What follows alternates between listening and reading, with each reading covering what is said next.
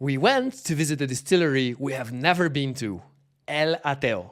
I have already heard about the tequila but have not yet been able to try it or visit the distillery, so this was a true first time. The distillery is just a short distance from Arandas, Jalisco in the Los Altos region.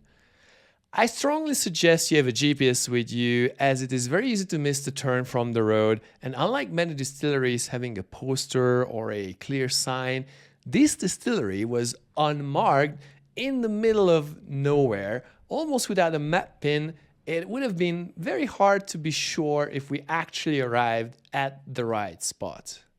Upon entering, the owner, Luis Angel Villalobos, greeted us. As I keep telling, when the owner himself shows up to give you a tour, you're almost certainly up for a great time. As we walk towards the facilities, Luis kindly explained that his family is from Guanajuato and they have been agave growers for 3 generations. The distillery itself is a fairly new venture to him.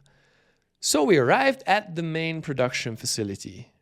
Luis explained that actually there are 2 different numbers operating in this distillery. They share the land, but they are 2 different entities. So don't be surprised if you see an autoclave in the back. That's not for El Ateo. We started the tour by him showing us their small brick oven of 8 tons-ish capacity. He explained the actual capacity would depend on the size of the agaves. Next to it, there is a shatter and a taona. Then we went inside the building to check out his stainless steels and tanks. Again, even here, everything was purely functional.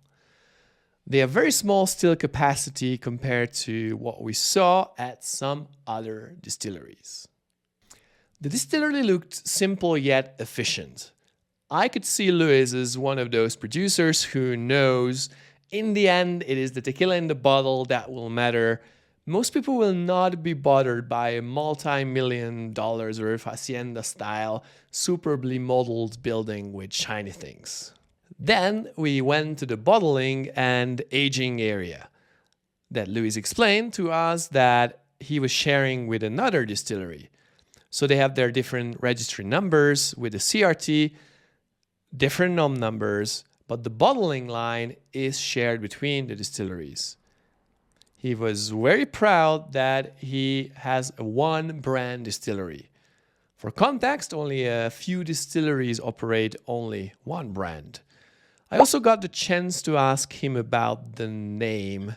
Why El Ateo, which in English it means the atheist. For context, the whole Los Altos region is deeply religious, so it's somewhat odd to have a brand with this name produced here. And the answer? Well, it was his nickname. You see, in Mexico, people take up nicknames very easily. His nickname came from his childhood, where he would have rather watched football on a Sunday than go to church. So the name has everything to do with his name, and later he even showed the labeling themes on the bottle, presenting famous philosophers and scientific themes. He had quite a few barrels in the warehouse, mostly ex-bourbon barrels, but he has just released a new French oak aged expression as well. We briefly met his lovely master distiller Diana in her office. We did not keep her from working too long, just stopped by to say hello. The bottling line was operational, but a brand from the other distillery was being bottled when we were there. Then the final stop was a bit of a surprise. Of course, we were prepared to do some tequila tasting, but we didn't expect to have such an experience. Cluelessly, we walked into the main office building, a normal Mexican-style house. But then all of a sudden, we came across a small doorway and the warning sign above, "Mind your head." When we walked through, we found ourselves in a different world. It was a remaining of an old farmhouse decorated stylishly with lights, but still saving its original essence. The tasting took place here in this magical hidden spot. Without even starting to taste tequilas, we already felt good. A nice cool place hidden from the Mexican sun reminded us a lot to the tasting cave in Fortaleza. So I got to properly try the tequilas. I enjoyed the Blanco and the Reposado the most.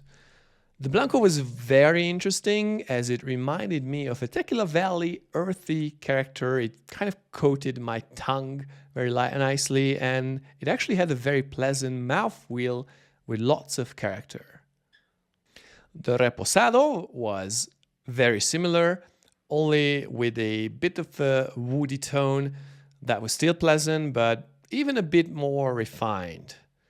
And my favorite part was getting to know Luis more.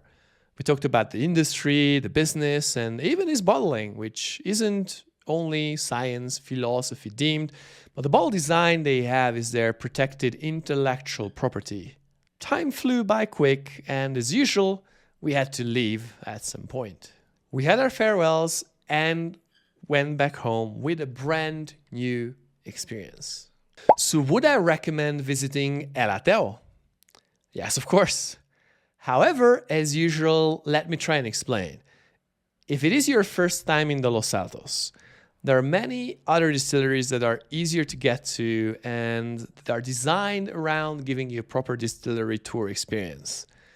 Now, if you're from the industry and you are an agave-savvy person wanting to know all about El Ateo, then I think it is a must-do addition as this distillery and the brand has potential to become one of the strongest or most noteworthy artisanal tequila in the region.